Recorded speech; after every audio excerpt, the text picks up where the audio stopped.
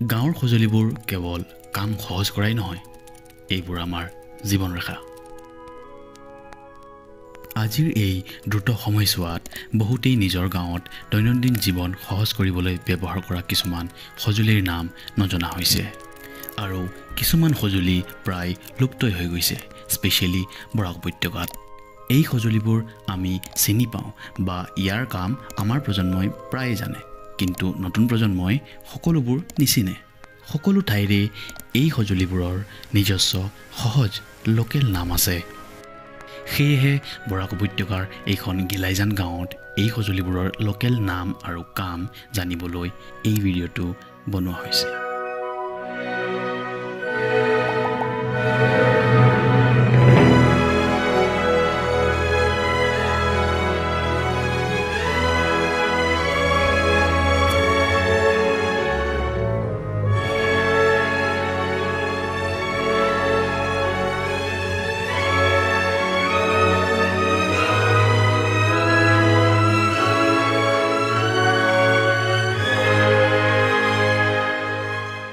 এতিয়া এই গাঁৱৰ কিছুমান ঘৰৰ গঠনি, ঘৰৰ ষ্ট্ৰাকচাৰ আৰু ঘৰৰ ডিজাইন চাওঁ আহোঁ।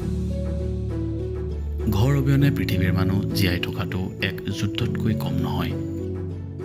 এই গাঁৱত কিছুমান আধুনিক বা RCC বিল্ডিং, কিছুমান আছাম টাইপ আৰু কিছুমান বহু পুৰণা বাঁহ বেত বা মাটিৰে তৈয়াৰ কৰা ঘৰ দেখিবলৈ পোৱা যায়।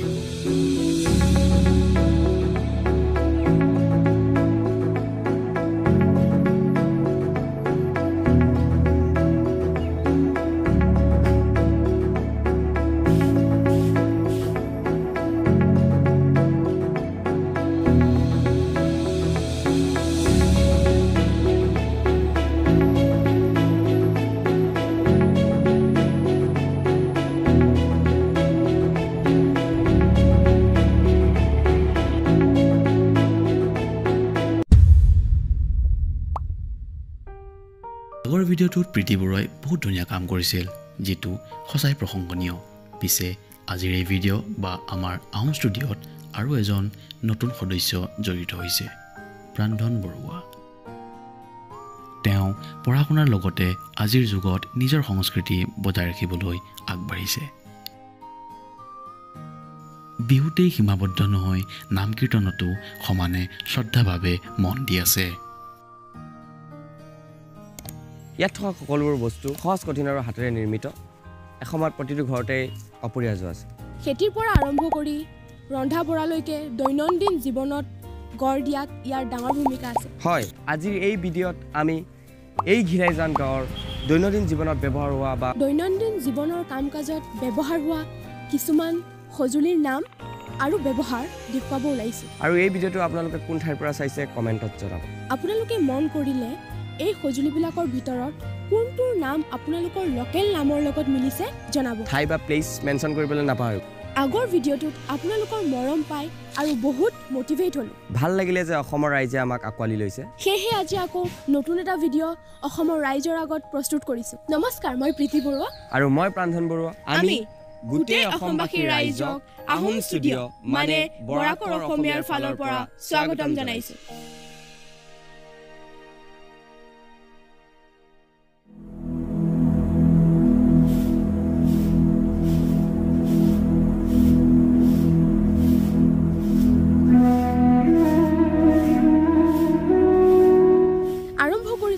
ইয়াৰ প্ৰথমটো সঁজুলি ঝাৰু, যিটো ইয়াক লোকেলি সূতা বুলিও কোৱা হয়। এই সূতা বা ঝাৰু তিনি ধৰণৰ। ইয়াৰ থলুৱা নামকেইটা হৈছে গোৱা বগৰা সূতা, কুচি ফুলৰ সূতা আৰু বাঢ়নি। গাঁওখনত ব্যৱহৃত এটা সাধাৰণ পাত্ৰ, নিঃশব্দ কিন্তু গাঁৱলীয়া জীৱনত অত্যন্ত প্ৰয়োজনীয়, যিটো ঘৰৰ পানী আনিবলৈ ব্যৱহাৰ কৰা হয়।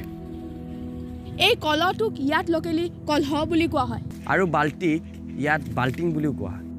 এক দৈনন্দিন জীৱনত অতি সাধাৰণ কিন্তু অতি প্ৰয়োজনীয় বস্তু।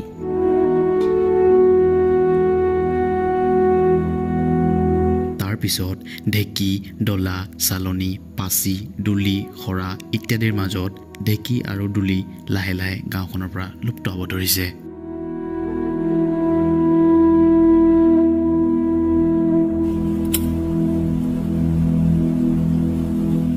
এইখন হ'ল চাকু ইয়াক চৰ্তা বুলিও কোৱা হয় অসমৰ ৰাইজে ইয়াক চৰ্তা বুলিয়ে জানে পিছে তামোলৰ বটাক ইয়াত গুৱাখৰাহী বুলি কোৱা হয়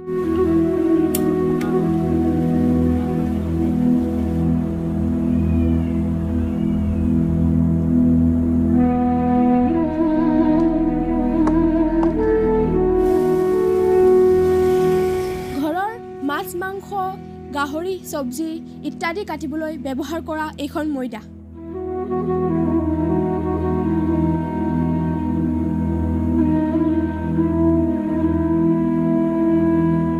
এইটো অতি সৰু আৰু প্ৰয়োজনীয় আৱিষ্কাৰ ইয়াত ইয়াৰ থলুৱা নাম জুই ফুকা চুঙা তাৰ পাছত হৈছে এইটো গৰুৰ গোহালি আৰু এইটো হৈছে হাঁহ কুকুৰাৰ গঁৰাল লোকেলি হাঁহৰ গঁৰালি কোৱা হয় এখন জেউৰা যিখনক ইয়াত লোকেলি বেৰ বুলিও কোৱা হয় এইখন হৈছে দা যিখনে ঘাঁহ কটা গছ কটা কঁঠাল পৰা ইত্যাদি বহুতো কিছু কামত সহায় কৰে তাৰ পাছত আছে চাবল কোৰ কুঠাৰ আৰু কৰাত এইখন হৈছে কৰাত যিখনে বাঁহ গছ কাঠ সমানভাৱে কাটিবলৈ সক্ষম হয় এই গোটেই পৃথিৱীৰ যিমান গাঁও আছে সকলো ঠাইতে মাছ মাৰি খোৱাটো প্ৰাচীন এইখন গাঁৱত এইবিলাক সঁজুলিৰ নাম কিছু এনেধৰণৰ দৰি শুকা পল জাল চিতা জাল পুলি বৰশী কুচিয়া লগোৱা বৰশী পেলনি লাৰহনি জাকৈ খালৈ ইত্যাদি আপোনালোকে জানিব বিচাৰেনে ইয়াত কেনেদৰে মাছ মৰা হয়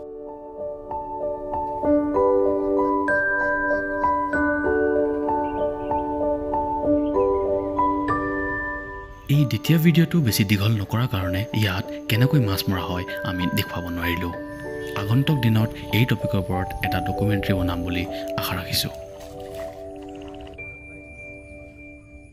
এতিয়া সকলোতকৈ প্ৰয়োজনীয় খেতি হ'ল অসমৰ মূল খেতিত ব্যৱহাৰ কৰা সঁজুলিবোৰ দেখুৱাৰ আগতে এই সঁজুলিবোৰৰ যোগান ধৰাটো অত্যন্ত কঠিন হৈ পৰিছিল কাৰণ ইয়াত যোৱা 5-6 বছৰমানৰ পৰা গাই গৰু দি বেছি খেতি হোৱা নাই আজিকালি গাই গৰু প্ৰায় নোহোৱা হৈছে কিছুমান মানুহৰ ঘৰতহে গাই গৰু আছে এইখন গাঁৱত আজিকালি ট্ৰেক্টৰ দি হাল চোৱা হয় এটি বিশেষ ঘোষণা যদি বৰাক উপত্যকাৰ খেতিৰ ওপৰত এটা বেলেগ ডকুমেণ্টাৰী লাগে তেন্তে আমাক কমেণ্ট ছেকশ্যনত জনাই দিব নাঙল জুৱলি এছাৰি জাপি যিটো গাঁৱলীয়া ছাতি বুলিও কোৱা কাচি সকলোৱে জানে ধান কটাৰ কামৰ উপৰিও আৰু 1-2 কামত ব্যৱহাৰ কৰা হয় আৰু হুজা যাৰ জৰিয়তে ধানৰ মুঠ কান্ধত বৈ ঘৰলৈ অনা হয় এয়া কেৱল সঁজুলিৰ কথা নহয় ই ভাষা সংস্কৃতি আনকি দৈনন্দিন ব্যৱহাৰ কৰা সঁজুলিবোৰেও কেনেকৈ আঞ্চলিক পৰিচয়ক প্ৰতিফলিত কৰিব পাৰে তাৰ বিষয়ে কোৱা হৈছে সেয়েহে